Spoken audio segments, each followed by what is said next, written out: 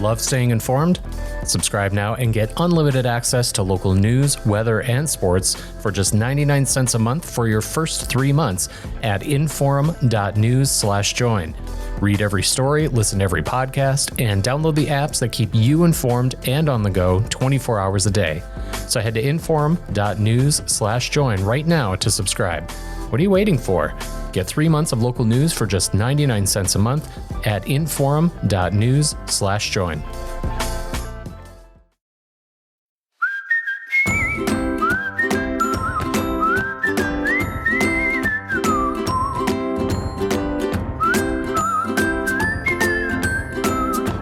Welcome to Plain Talk. Welcome back from the holidays. We took a hiatus here with the podcast, didn't release any episodes over the holidays. I had a very nice break. I hope you all had a wonderful holiday as well.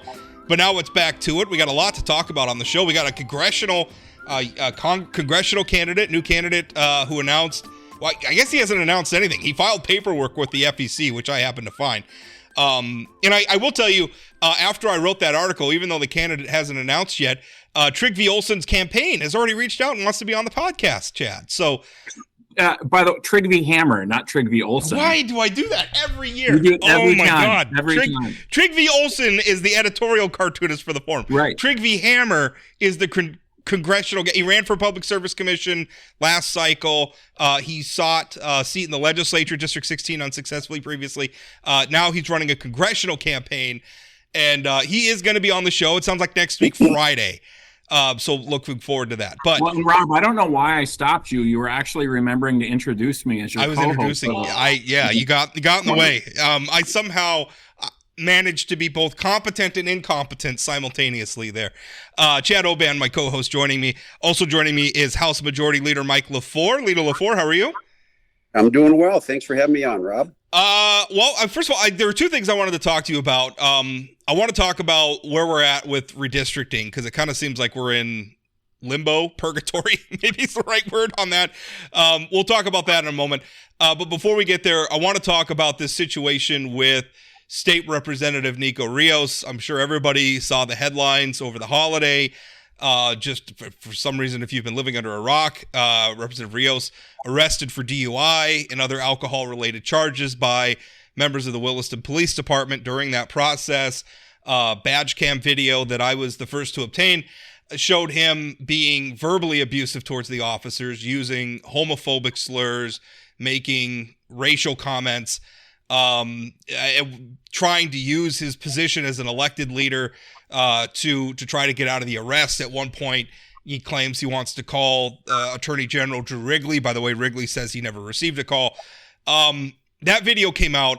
Since then, our guest leader, Lefor, has asked him to resign. Sandy Sanford, the chair of the State Republican Party, has asked him to resign. The leadership of his district, the executive committee of District 23, the Republican Party in District 23, which is the district Representative Rios represents, they've asked him to resign. I wanted to talk to you about that, Leader Lefor, and that situation. Tell us about that decision-making process for him, for calling on him to resign. Sure. Representative Rios called me and let me know that he had been picked up for DUI, and we talked a little bit more about, the ramifications of that and what was he going to do to first of all, be transparent and open and honest about what has happened, and what's he going to do to make sure it doesn't happen again, those type of things. At no time did he let me know about any videos. I was told about that the following Wednesday. And so what I did was I watched the video and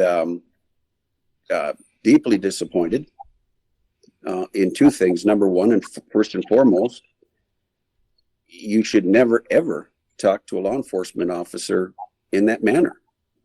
Completely disrespectful. These guys are protecting us every single day, and they don't need to have that type of abuse, and especially to the level that he spewed his insults. Very deeply disturbing, and then I visited with leaders of the House and leaders of the party. And I made the decision that I felt the right thing to do was to ask him to resign. He has stated to me that he's going to get help for his issue, and I support that. But at the same time, I don't think there's a place in the legislature or in our party for someone who talks like that to a police officer. And it's very important to understand that when we're elected to public office, there's heightened scrutiny. There is a lot of criticism, compliments, whatever you want to call it. But under no circumstances do you say that you're going to regret it because when you find out who I am. We are not above anyone, and nor should we at any point in time think that we're better or we deserve a break or we deserve something that any other citizen up and down the street. Everybody is should be held to the same standard. Lawmakers even more so. Mike, over the last, thanks for joining us today, but over the last couple of weeks, there's been columns in the Fargo Forum by both Rob Port and Mike McFeely about sort of the North Dakota GOP having some ethical issues. I mean, we're talking about Nico Rios. You know, there's lots of press around the Jason Doctor sort of sweetheart deal that I know the Montana folks were investigating. You've got Ray Holmberg, who traveled overseas on, state taxpayer dollars that was appropriated and overseen by Republicans. You've got the missing emails from Stenjum. You've got Brandon Pritchard's texts and emails about his bio and homophobic stuff. Rob reported about the Young Republicans text thread group where they were saying homophobic things. They were saying terrible things. I sort of don't think it should just be if you say terrible things to police officers, you should be held to account. One of the people who was on that text thread was a guy named Ethan Harzel, who's a candidate in District 43 that your caucus gave $1,000 to after all this information came out. Of course, you've got the Luke Simons issue from 2 sessions ago, lots and lots of DUIs. DUIs are a thing that happens in North Dakota. I think we poo-poo them too quickly. But does the North Dakota GOP have an ethics issue when you go through all of those different things? And it's not just one wing or the other wing of the Republican Party, right? I mean, when you go through this list, it's across the board. Does the North Dakota GOP have some ethical issues that they have to deal with in the state? Well, I serve on the state committee, and I was disappointed when I voted against it, but to get rid of the code of conduct. Any organization that's worth its muster must have a code of conduct. And so in the future, and I've already started some discussions with other leaders in the party to say we need to have this. And I completely agree when I talked about law enforcement officers, I wasn't limiting that at all. I completely agree with what your statement is, that people do need to be held accountable for their actions. And if we are successful in putting the code of conduct back together, which we need to have that. If you don't have that, where does your credibility go as a party? Where did your decency go? Where does your integrity go?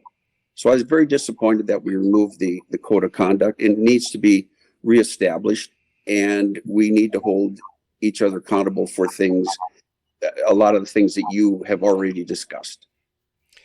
What happens if Representative Rios doesn't resign? I mean, you've called him, obviously. I mean, the holidays kind of has slowed everything down a little bit, I imagine. But it's been days since you've put that call out. Days after you and Chair Sanford put the call out. The executive committee of District 23 also called on. I mean, that's his own district committee called on him to resign. So far, he hasn't. If he doesn't resign, I mean, are there other steps you're prepared to take? I mean, obviously, expulsion is one step. That's a big one. And I guess I wrote saying, and the reason I'm saying this is, I agree with you when you say that someone who makes those sorts of remarks has no place in the legislature. I agree. I think I'm paraphrasing here, but when the District 23 Executive Committee put out their statement, they said something along the lines of they have lost confidence in his ability to represent the voters of District 23. So, I mean, if those things are true, then, it seems like if he's not going to resign, there are options to remove him from office. So in your mind, what's the next step if he doesn't resign? Well, let's be candid. I have had discussions. The chair of District 23 did reach out to me, Holland Neubauer, and some other people from Williston. I've talked to Williston's mayor, and I wouldn't be surprised if there's a movement that would move forward to remove him from that office. In some of those, discussions that I've had with several people from Williston, in the legislative branch, he serves on the interim judiciary committee. I'm visiting with legislative counsel about that because I'm very concerned about a law enforcement officer having to testify in front of the interim judiciary committee, of which he would be a member. So I'm still working on that aspect and what might be done there. But short of calling for or anything other than calling for a resignation, there's not a lot of things in the legislative arena that can be done, especially in the interim. And I'm majority leader till November 30th, so I don't know what's beyond that, if I'm going to be reelected or not. So I haven't thought that far. I am focused on the interim committee for right now, and I would hope that Representative Rios would, in my mind, do the right thing and resign and do what he said and get some help for his issue. But I guess some of those things need to remain to be seen what will happen. Representative Lefor, your former colleague, and speaking of people getting removed from the legislature, Luke Simons posted a video on social media that Rob reported on, and I don't know if you've had a chance to watch his rambling, bizarre video, but your name came up a lot in terms of how the Nico Rios thing is being handled. What would you say to people who are following Luke Simons? And, he pointed out other people got DUIs and some other things that again, I thought the video was bizarre. But what would you say to people? Because he does have a following in terms of him taking shots at you and the way you're running the caucus and how you're treating Rios maybe a little different than others. I'll be very honest with you. I don't watch his videos, nor will I ever watch his videos. They're not credible. They lack integrity. He shoots out, and the only way I know this is when people tell me about it, because I have no interest in watching those. The simple fact of the matter is, I'd say let's stick to the facts. Okay, you can shoot out a lot of accusations. That's pretty easy to do. But when evidently he called me some different things or said different things, where are the facts? Where's the logic? If you want to spew emotion, go right ahead. What advice would I have people that watch that and follow that? Don't. It does nothing for the public discourse. I will tell you this, that I take my role as majority leader very seriously. And a big part of my job is to get people to focus on good public policy and smart budgetary decisions. The more time that I would allow myself to get drawn into what I call politics and emotional videos, I could care less what he says on videos. I really don't care. I'm going to focus on the things that make a difference, because we're not in the legislature for long term. So if we're going to make a mark, we've got to work hard at doing it now. And I'll tell you, we're involved in a lot of different discussions on a lot of things that have me excited for the next session. But to listen to that, why waste your time? I wanted one thing you said, there weren't a lot of things that could be done in the interim, which I think is a nice segue to our other topic, which is redistricting, where we had a federal court judge, Peter Welty, set a deadline that has now come and gone for North Dakota to produce a new district map. He struck down the original one, is saying that it didn't do enough to empower Native American voters. And I want to make it clear for people listening to this, the legislature, when they drew that map that got struck down, I mean, very much, I mean, it was talked about during the process. There was a concerted effort to empower Native American voters, and it worked. The two sub-districts that were drawn elected two Native American women to the legislature. The court essentially ruled that it didn't go far enough. I think it's been unfortunate that a lot of people have been casting this like North Dakota got caught doing something untoward. I don't think that's fair. Anyway, that's me editorializing. What's going to happen with redistricting? I mean, are we all just kind of, I mean, the court set its deadline, and the deadline's come and gone, and essentially the judge said is that if the legislature doesn't, produce a new map, he's going to pick one, either, I guess, one that he draws himself, or one that the plaintiffs, the Spirit Lake and Turtle Mountain tribes put forward.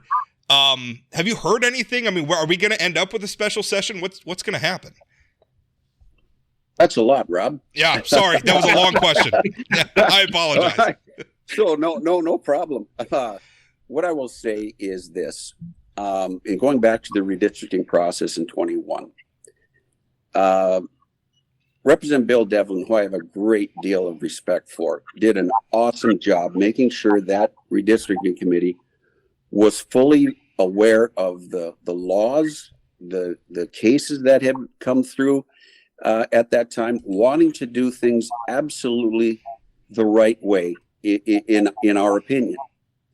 And at that time, I remember specifically that there were that the members of the tribes were actually pretty happy with the results at that particular time. So there's 4 tribes. Of those, 2 met the criteria of having the majority of the population in that particular sub-district. 2 did not.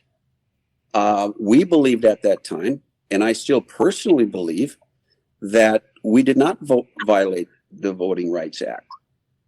We've got outside counsel that have visited with this, so we can have an honest disagreement between branches of government.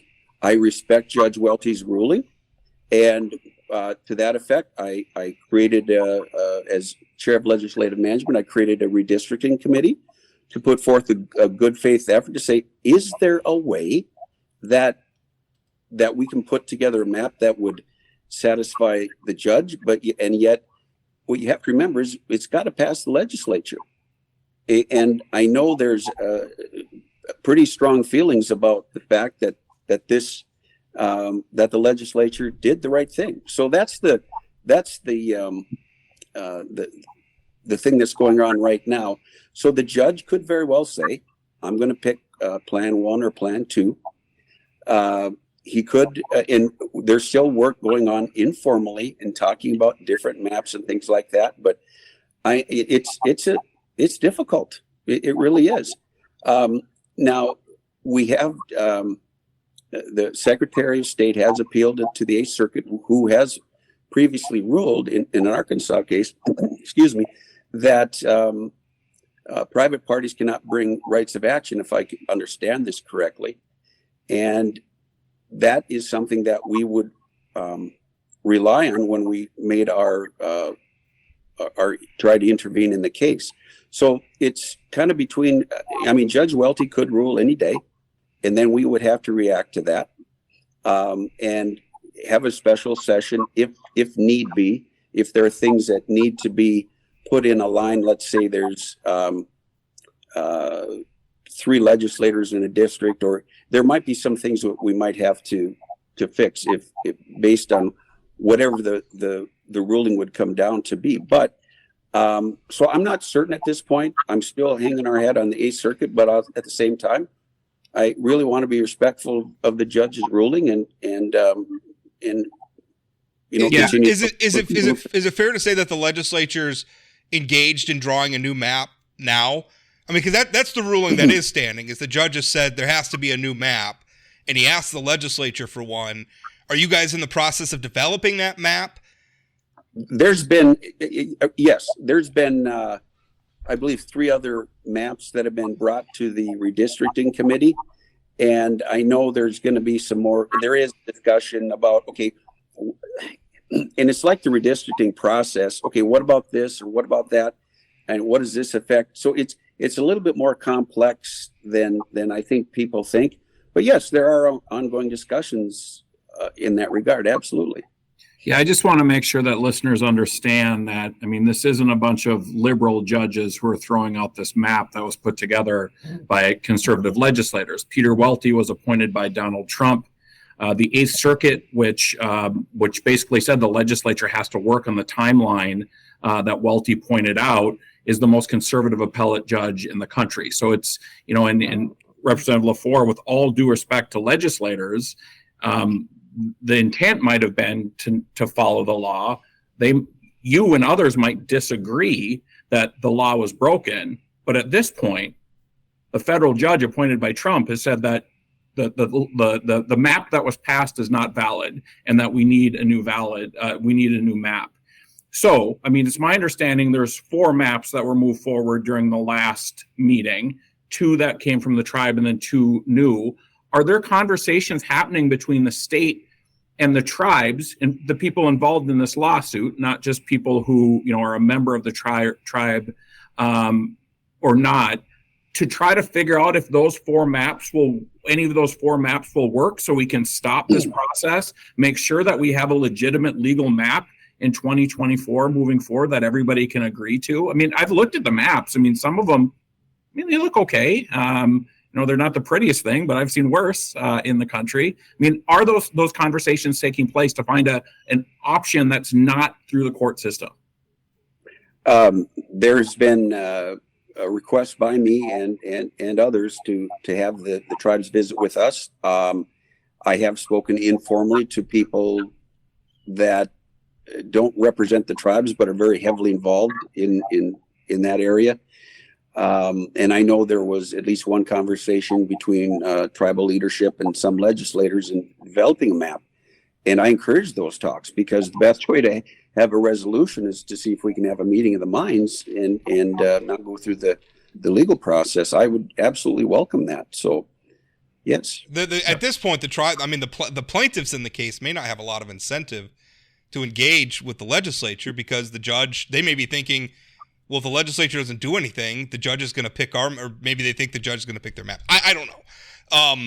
Do you feel the thing that frustrates me is I agree with Chad, and I respect Judge Welty as a jurist. There's no question, he's a conservative judge overall. I know Judge Welty pretty well, actually, and I would describe him as a conservative. I think the problem is the law and the jurisprudence around it is fundamentally broken. And you look at the way the courts have ruled on different maps in different places, a lot of these rulings, it's hard to find a rationale. It's hard to, I think, look at the law and understand the way to comply with it. So I think when you tell me, Leader Lefor, that you guys felt like, the legislature felt like they complied with the law, I think that's true. Yep. I think it's really hard to draw a map and have certainty that a judge is going to look at that map and say it's okay, because the law is, I don't, a question mark isn't the right word, but it's very confusing. I think it's what standard is going to be applied, I think, is very confusing. And I think that's kind of the struggle that somebody like Judge Welty's having on the other side of this. Is it's like a Rorschach test where we're all looking at this thing and seeing different things. And maybe that's a fitting metaphor too, because the maps kind of look like Rorschach tests. Well, no, you're absolutely right. How does one know? We felt we did the right thing, and I respect Judge Welty's ruling. I truly do, because I'm sure that was not an easy process for him either.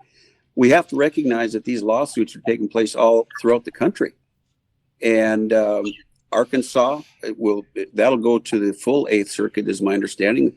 Wisconsin Supreme Court just struck down the redistricting in that state. So you're right. Who is really to know? It's difficult to know when you're putting the map together what's going to be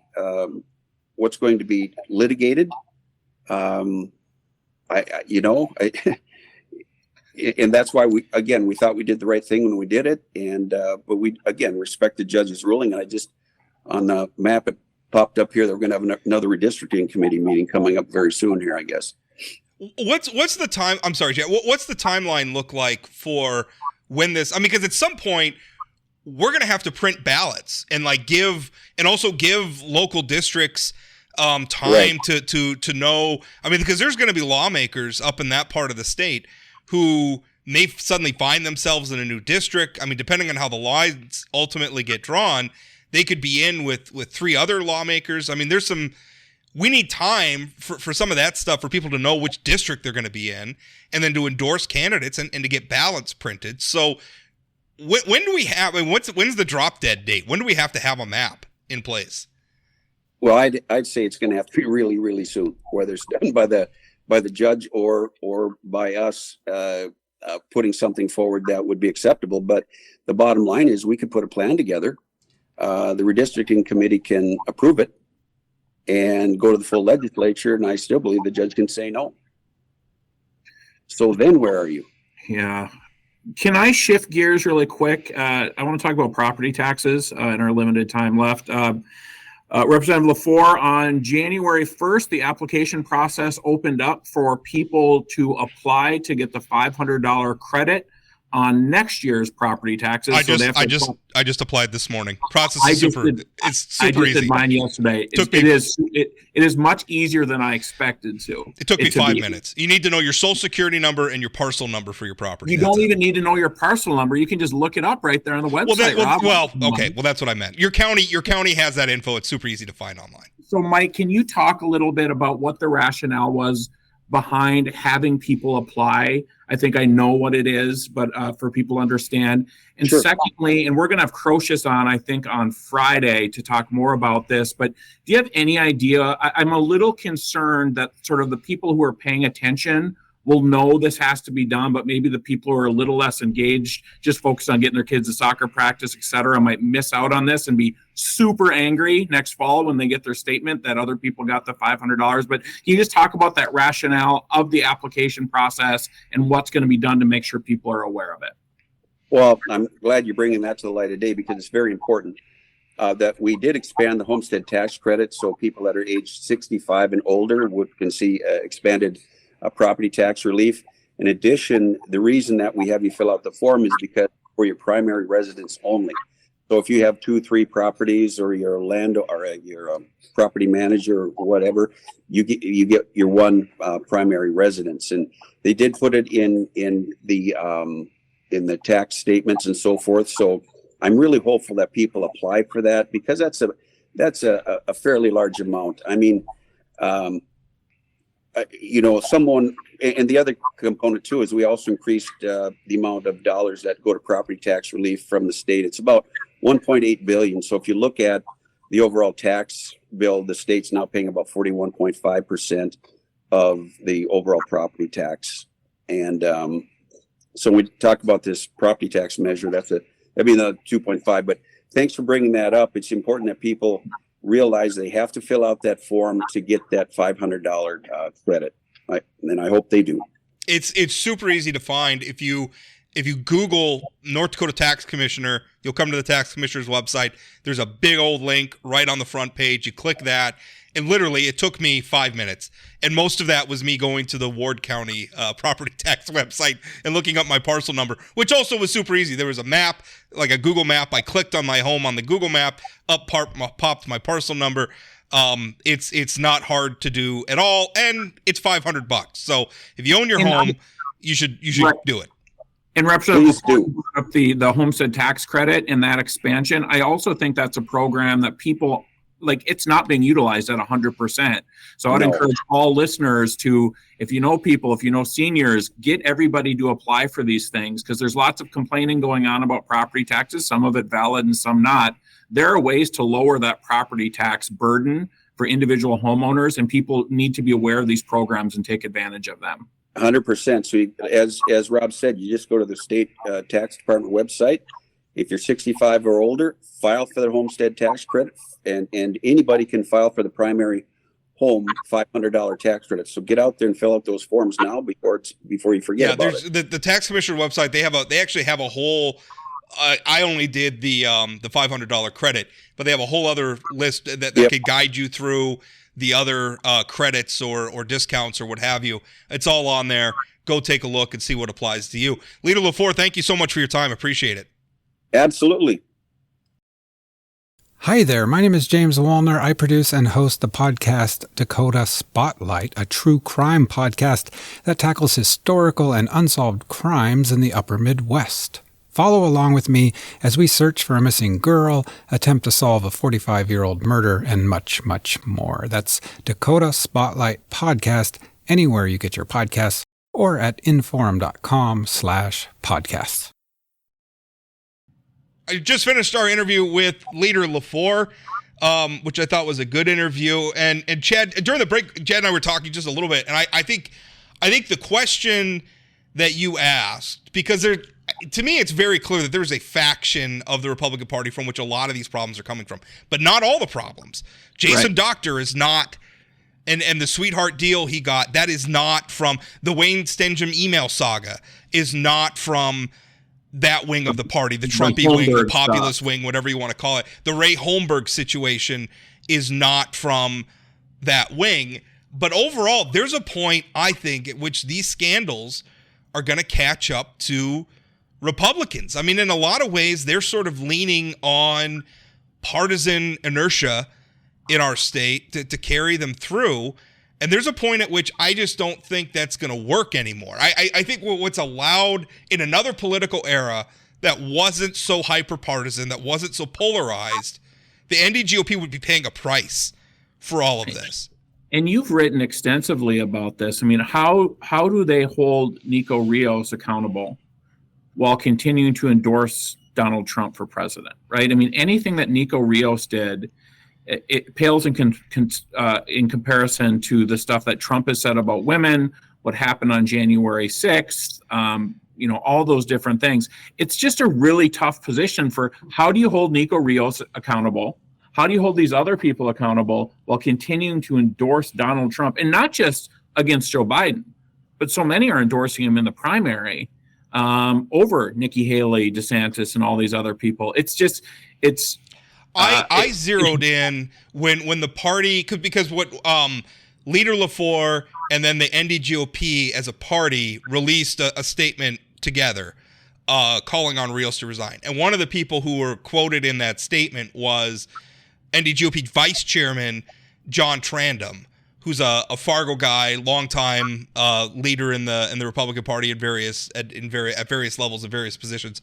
And one of the things he said is that, it was something like, the NDGOP or the Republican Party has a unwavering support for law enforcement or something like that. And I'm thinking, how do you square that with Donald Trump honoring people in jail for January 6th, people who violently attacked law enforcement officers who were protecting the United States Capitol?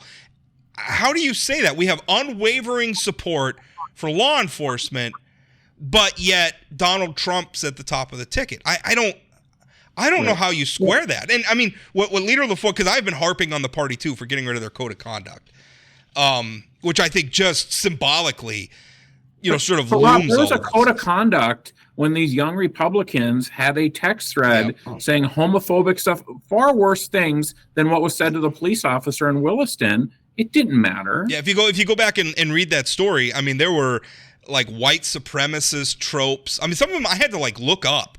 I didn't understand these references until I Googled them and ended up in some corners of the internet that I don't like to hang around in. But my point was, symbolically, I think it's a good thing to bring back the code of conduct. I think it was a terrible, terrible mistake to get rid of it in the first place. But the thing is having a code of conduct is one thing. Enforcing a code of conduct is another thing. And people say, oh, well, it's just going to be the establishment Republicans, pushing out, or it's just going to be a gotcha game or whatever. Boy, I don't know. I am fine playing gotcha with people who are comfortable using slurs and bigoted language. I am fine playing gotcha with people who try to use their position as an elected leader to get out of a DUI arrest. I'm fine with that. Let's play that gotcha game. I want to gotcha those people and get them out, because there's plenty of good people who could hold those offices who don't have that baggage. And what a crazy world we live in, that there's a group of folks in district leaders in the GOP who would take the position we need to get rid of our code of conduct. In a normal sort of political environment, people trying to get rid of ethics or code of conduct or whatever would be laughed out of the building, because it's such a incredibly dumb political move in normal circumstances, right, to be against a code of ethics. And you don't even have the cover of saying, well, it could be used. I mean, because I think you could make a valid argument if you're going to create an ethics procedure and you don't want it used for political fishing trips, right? So, right. I mean, it's okay to be critical of those things and saying, the makeup of it's not right or whatever. This was just a statement of values. Is all it was. It was just, we're not going to be discriminatory. We're going to be respectful. I mean, it was pretty basic stuff, and it really had no enforcement mechanism. It was purely symbolic, and they couldn't even abide that. Yeah. So you have a group of them who are pro-discrimination. It just doesn't make any sense that let's get rid of this thing that basically, well, and it's a bunch of, folks that I assume are in pews on Sundays. I mean, it sounds like what this code of conduct was, sort of follows what the Bible tells us to do as well, to a certain extent. Anyway, it's pretty universal stuff. Like, be nice to each other, right? Yeah. Don't be a racist. Like, these are not, whether you're Christian or Buddhist or Jewish or atheist, like, these are things most decent human beings agree with. And yet, we had to get rid of it. It boggles the mind, and it frustrates me, because that was another thing. Like, I wrote in the context of the Nico Rios story, is there was a state lawmaker who I'm not going to name because we were just having a casual conversation and it was not on the record.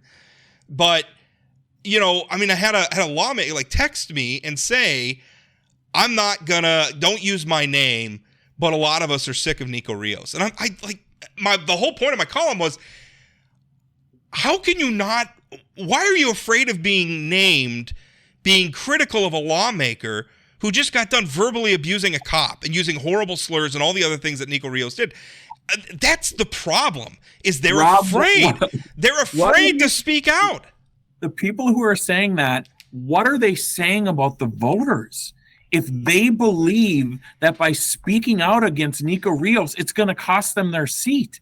I mean, what is that saying about the people who are electing them? They have no faith in the people who are electing them to do the right things. Again, like I said on the last podcast, I know a lot of Republicans, and the vast, vast majority of them would be super supportive of people coming out and saying that's unacceptable, and we don't want that to be part of this. And I also think that Republicans are, not Republicans, but Lefor is put in this terrible position where Nico Rios, and he has to almost, even when I went through the list of the different things, those aren't things that Mike Lefor did, but because of him being in a leadership position, he sort of has to, I don't want to say stand up for his team, but I mean, the way it works is Mike Lefor has to spend more time talking about this than Nico Rios did, right? Yep. Nico Rios hasn't, I think he's given a few sort of brief statements. He hasn't spoken to me at all.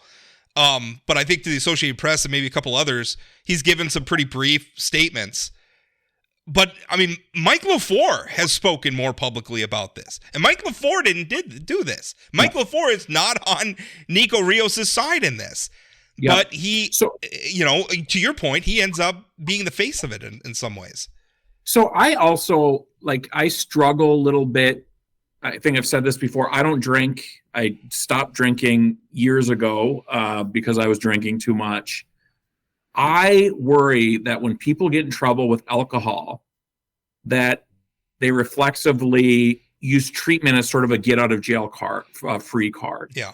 And I think that he should get treatment. Absolutely. I think others who get, but it's also not like, well, I was an alcoholic, so therefore I'm not responsible for the things I did while I was drinking. It's not a get out of jail free card. You still have to take responsibility for these things. Yeah.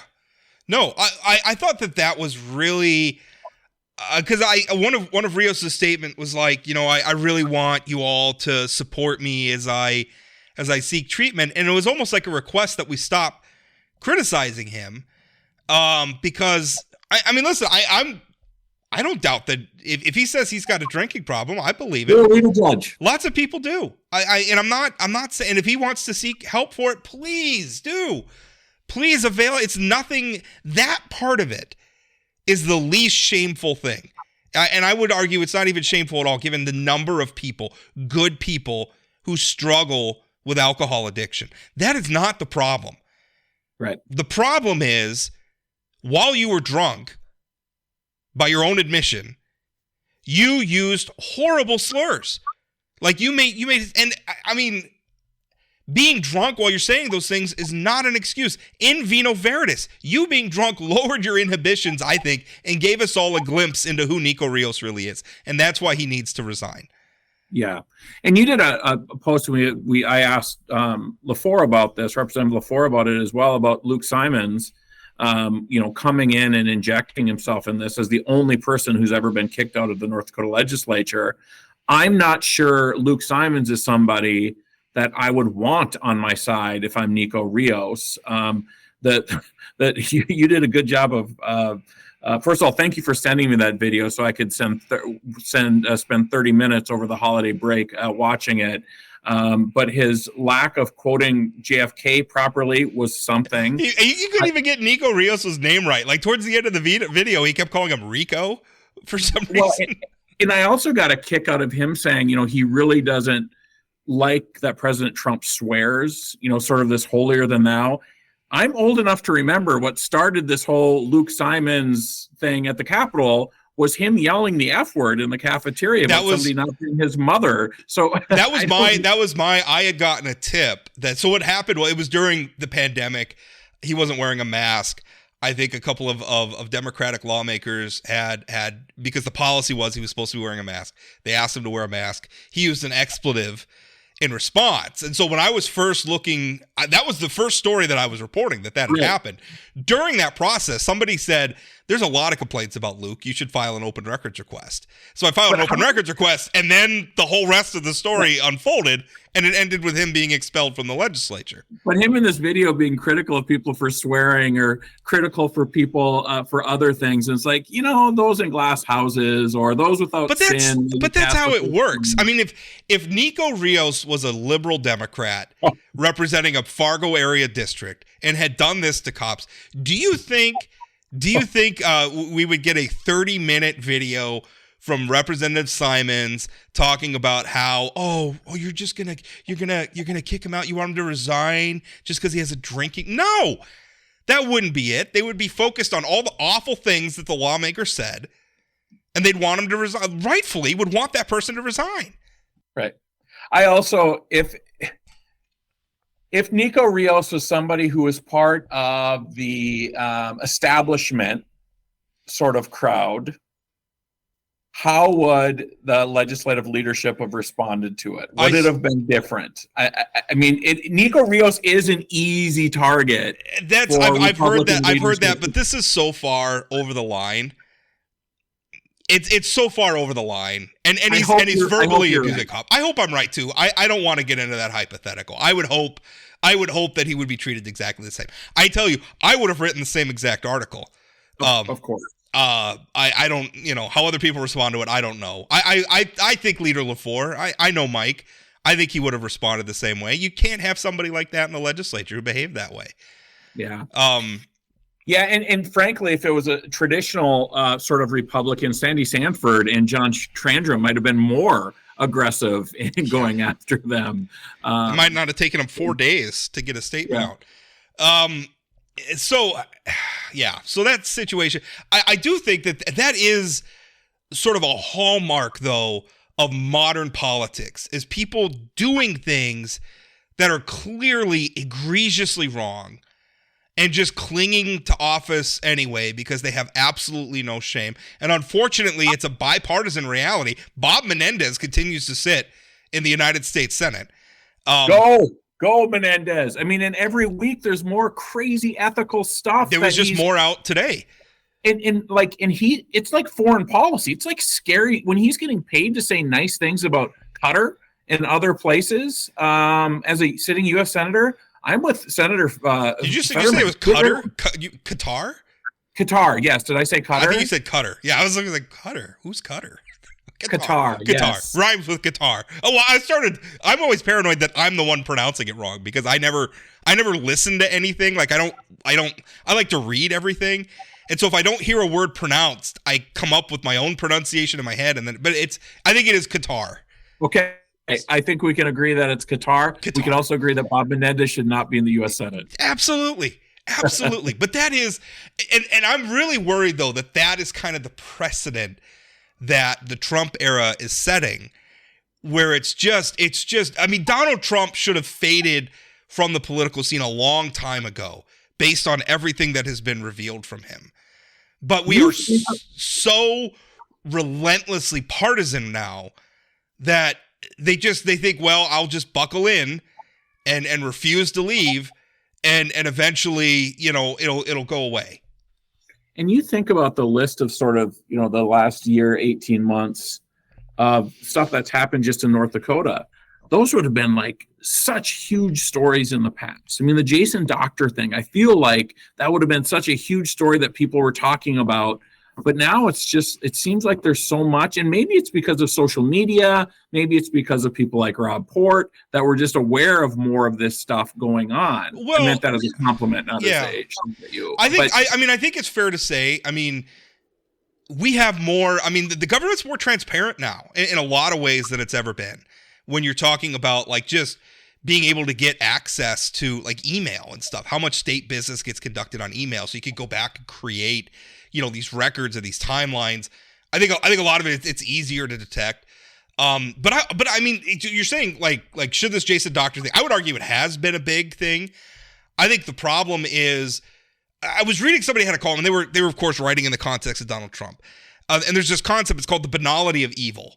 And it's where like you become kind of a nerd. Like we perceive evil mostly like if it's a murder or a war or something, it's in a movie for most of us. Most of us don't see somebody get murdered in real life. So in a movie, there's, quick cuts and camera angles and soaring music and big explosions and everything. Or the villain looks like a villain, right? Like they look evil.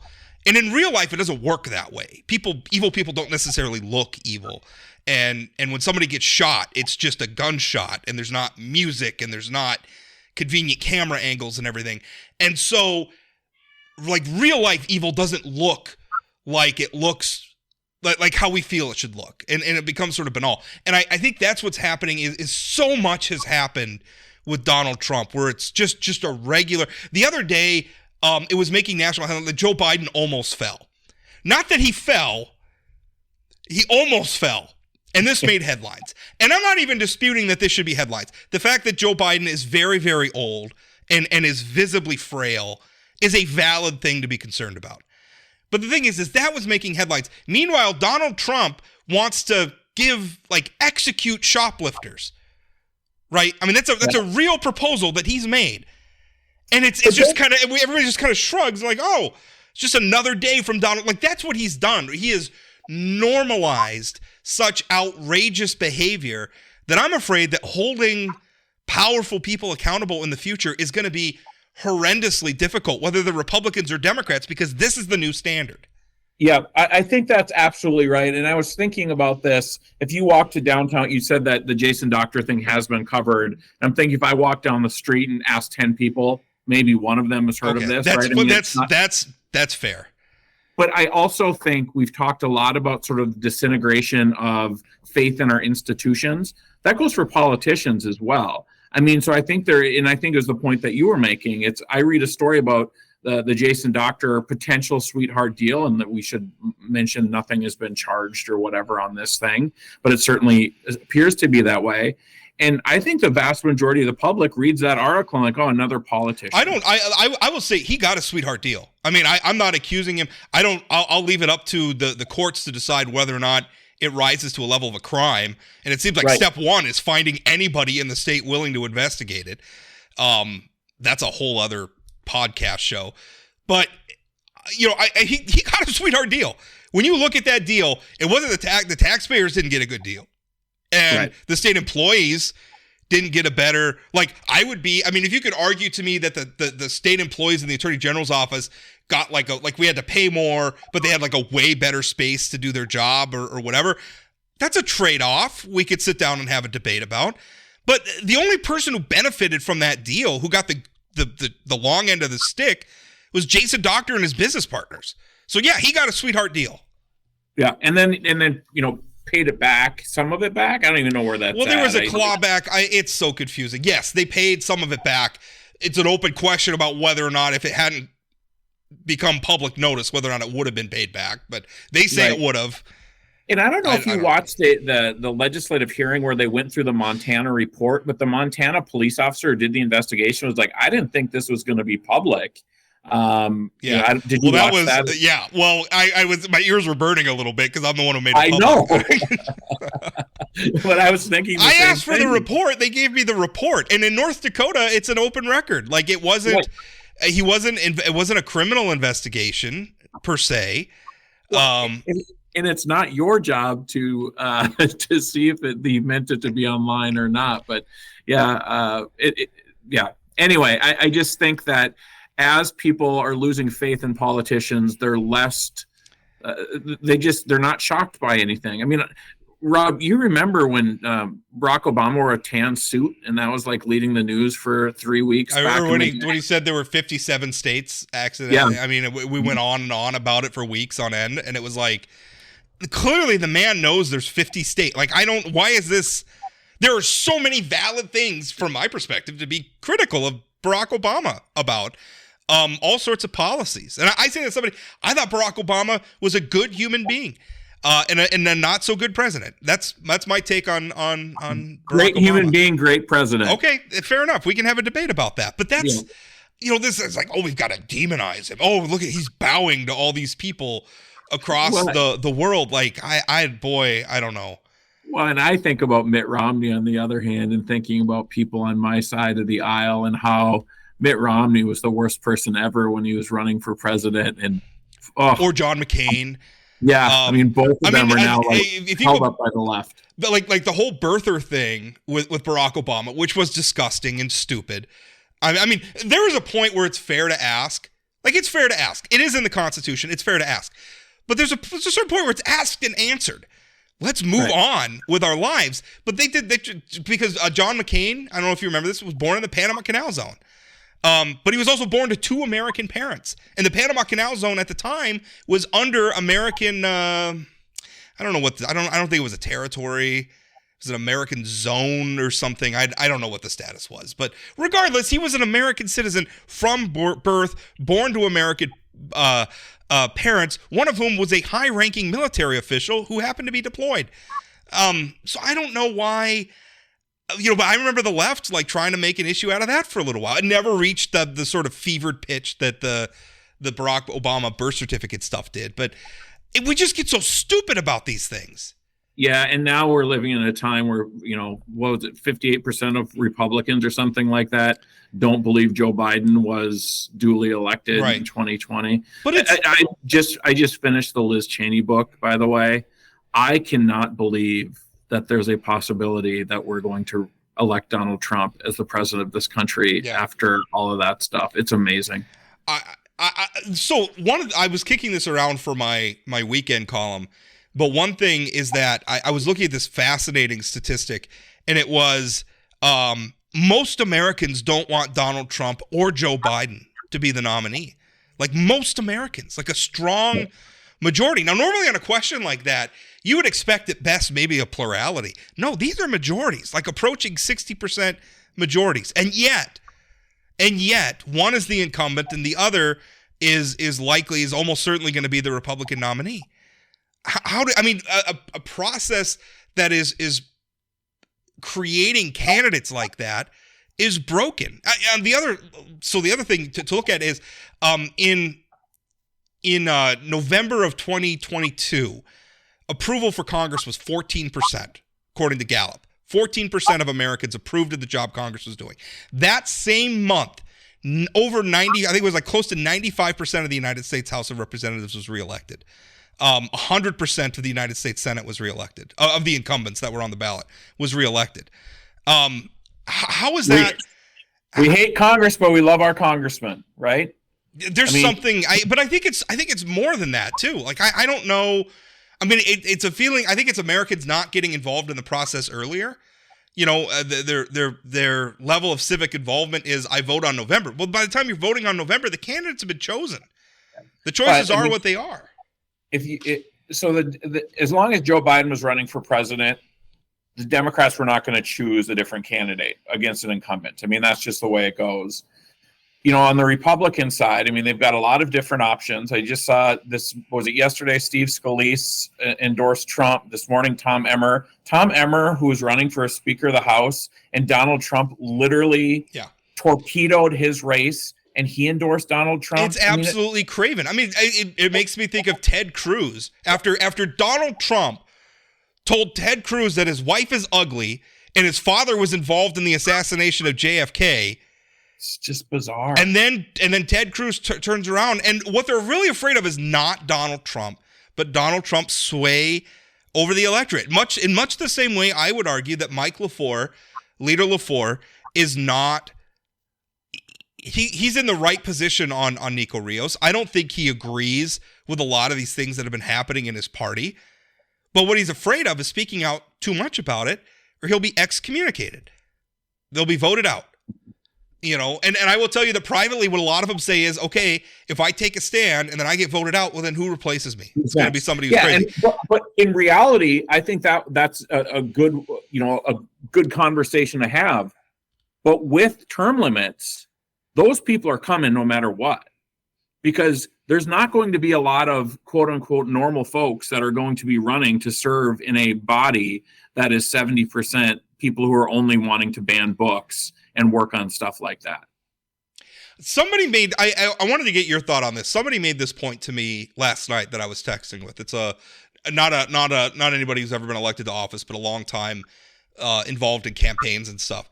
And they made the point that maybe term limits would convince more business leaders, more moderate people to run if they knew that they wouldn't have to do it longer than like 8 years. Like it's an 8-year window.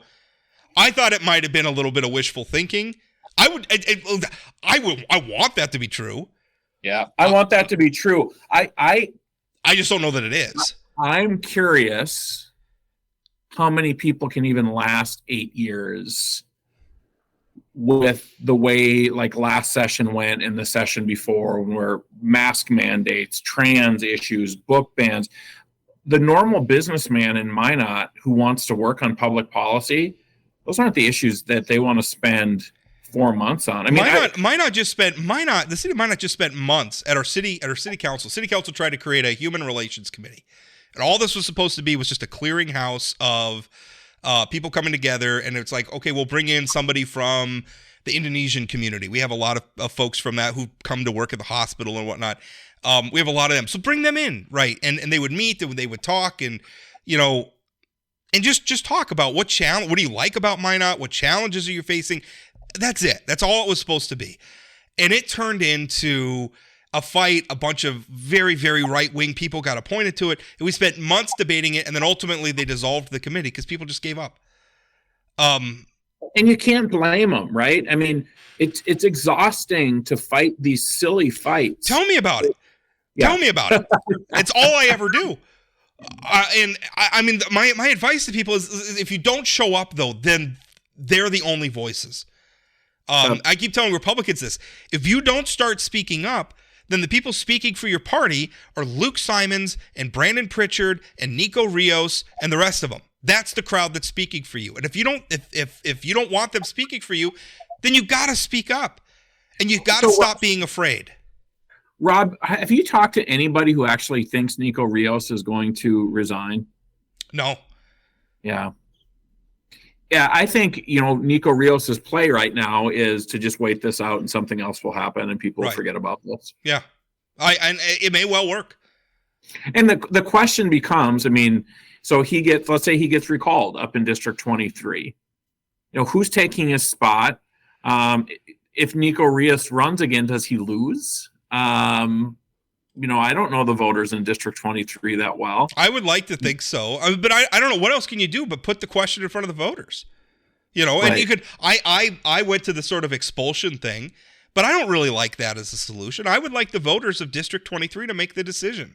Although I agree with what Leader Lefor said. Somebody like him has no place in the legislature. And listen, well, what if the voters want somebody like that in the legislature?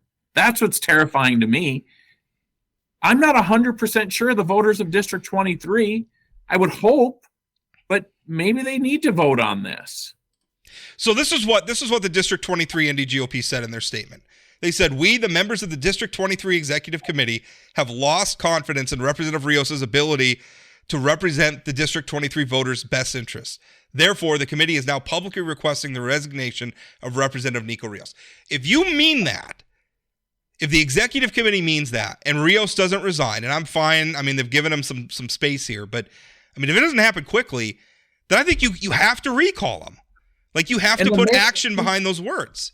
And the mayor's called for him to be recalled, right? Mayor Klug.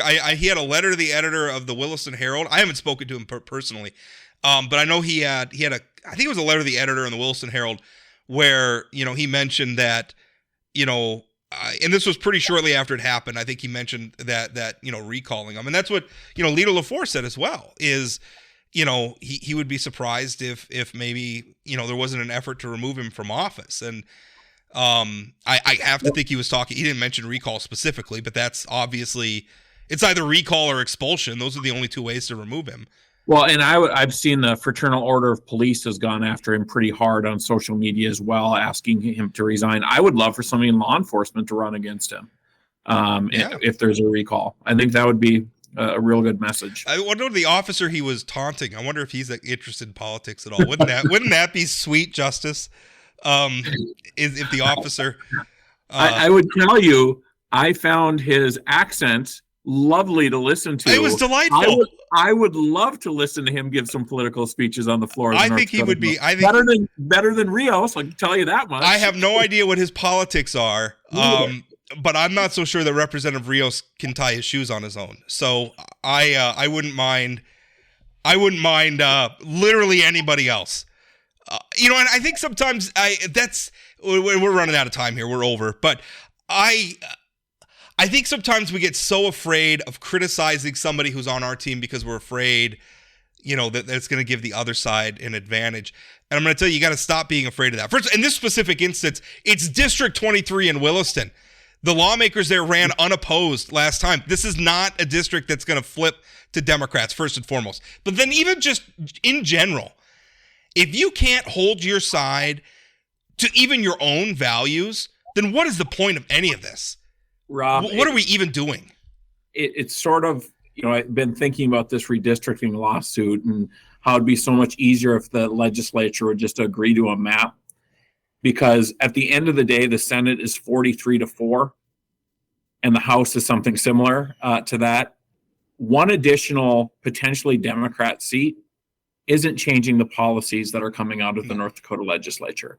And so, and I understand, right and wrong and fighting for those things, but how often are you fighting about a map that, again, the federal judge has said is not legal? Yeah. I would love to see him move on. I think accept the map, but I would really like to hear our congressional delegation start a debate about fixing the Voting Rights Act and giving legislatures across the country a better guidance over how to do this so that they can be confident that it's complying with the law. I don't know. Maybe there's not a way, because maybe it's always just going to be a Rorschach test, and we're all going to see different things. We need to stop it there, though. Thank you so much for listening. Friday, we are going to have on the tax commissioner, Brian Crocious. We're going to talk more about that property tax credit, which, by the way, you should absolutely be filing for. And then coming up Friday next week, Trigg v. Hammer. Good job, Rob. I got it right. Trigby Hammer is going to be on the show talking about his campaign for the United States Congress against Kelly Armstrong. Or we're assuming Kelly Armstrong, maybe Doug Burgum. I am hearing, by the way, I get a little bit of gossip on this. Doug Burgum is expected to be making a decision the next week or so. I don't think that's surprising. The staff that I've spoken to have received, they have no inkling about which way it's going to go. You would think maybe that, because I mean, a lot of them, if they're working for Doug, if somebody else comes in, they're going to want to bring in their own people. They don't. Rob, I'm familiar with my spouse's job consistently being connected to elections, how that works. Right. So yeah. I was explaining more for the audience, but I know. So I don't know. I mean, or if they do know, they're not telling me anything. That's weird. That's weird. They wouldn't tell you. Yeah. Well, most people tell me lots of things, so I'm usually pretty good at that. But this one, I don't know. I honestly don't know which way it's going to go. If I had to lay a bet down, I'd say he's going to seek another term. But if he doesn't, I would expect Kelly Armstrong to run for governor, in which case we'd have an open congressional race. So. Yeah, and we've talked a lot about what happens in the governor's race. I think what happens with that congressional race is going to be an absolute free-for-all if Kelly were to run for governor. It would be fascinating. Well, if if Burgum doesn't run and then Kelly doesn't run, it's the same thing about the governor's position as well. Well, if Kelly runs for governor, I think at least it's going to be a sort of a narrow field for the governor's race. I mean, 2 or 3 or something. He and Campbell, maybe. Miller, maybe. This can be on Friday's podcast. Yeah, we'll talk more about it. All right, thanks for listening. We'll talk again.